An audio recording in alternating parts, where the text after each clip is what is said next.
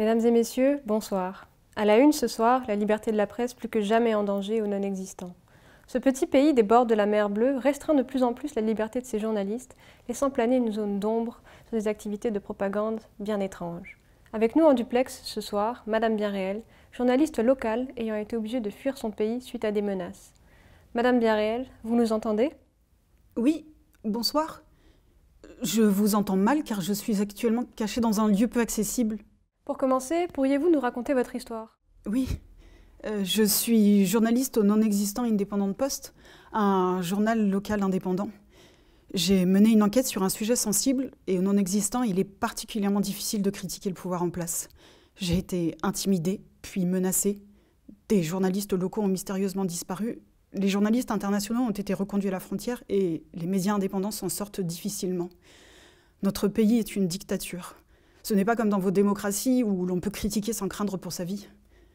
Mes amis m'appellent la kamikaze. Mais les choses bougent. Les gens ont de plus en plus conscience qu'on ne peut pas avoir qu'un seul point de vue. La communauté internationale me soutient et j'attends une protection d'un pays plus libre. Qu'est-ce qui a motivé votre enquête? C'est que j'aime mon métier et que je veuille bien le faire.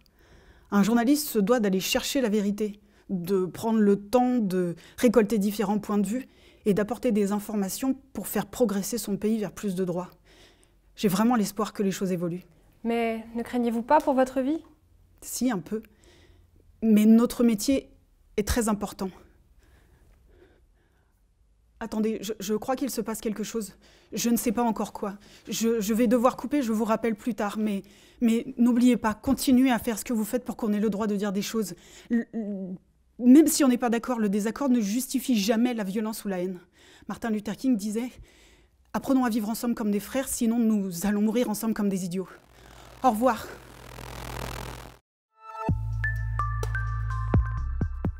Une presse libre est une presse qui a le droit de dire ce qu'elle veut, conformément à la liberté d'expression.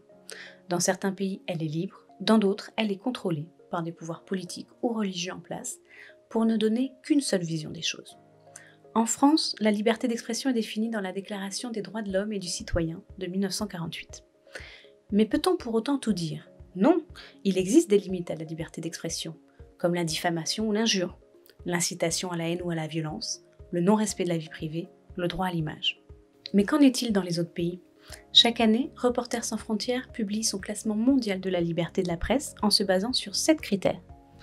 Le premier, le pluralisme des médias. Avoir dans un même pays des médias qui sont pour, des médias qui sont contre, et d'autres qui doutent. Le deuxième point, l'indépendance des médias.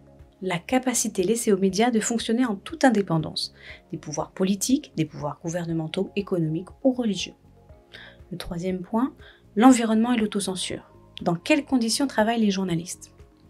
Le quatrième point, le cadre légal. La loi protège-t-elle les journalistes? A-t-on la liberté d'informer, de s'exprimer? Peut-on protéger nos sources? Cinquième point, la transparence. La transparence des institutions et des procédures impactant l'information. Est-ce que l'on sait comment ça fonctionne? Sixième point, les infrastructures. Existe-t-il des infrastructures pour pouvoir faire de l'info? Est-ce qu'on a une connexion Internet? Est-ce qu'on a du matériel pour faire ça? Septième point, les exactions. Les violences commises à l'encontre des journalistes. Est-ce qu'on les tue? Est-ce qu'on les emprisonne? Est-ce qu'on les intimide? En 2020, la Norvège était classée comme le premier pays de la liberté de la presse et la Corée du Nord 180e, soit bon dernier. Dans ce pays, l'information n'est pas libre.